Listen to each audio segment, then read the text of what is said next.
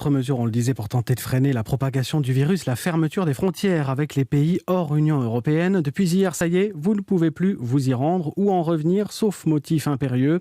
Pour les déplacements entre pays de l'UE, il faut présenter un test PCR négatif de moins de 72 heures. Alors comment s'est passée cette première journée de contrôle aux frontières? Emmanuel Dutheil, vous êtes le chef du service économie d'Europe 1 et vous avez effectué justement un trajet Stockholm-Paris hier. Quel changement avez-vous constaté?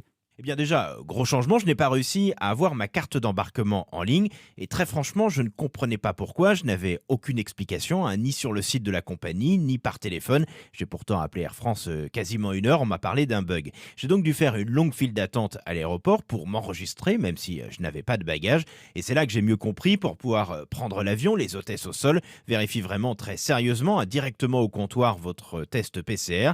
Il doit dater de moins de 72 heures et être bien sûr négatif. Alors moi je l'avais fait en France avant de partir, j'ai eu mes résultats en ligne dans le week-end.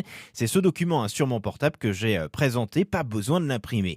On ne m'a pas du tout demandé les raisons de ce voyage et une fois à l'arrivée à Paris, mon test PCR a été revérifié, cette fois par du personnel de la Croix-Rouge et des secouristes, mais il n'y a pas eu de test de température. Seule la police aux frontières m'a lancé en guise de boutade: vous savez monsieur, les voyages pour le plaisir, c'est fini.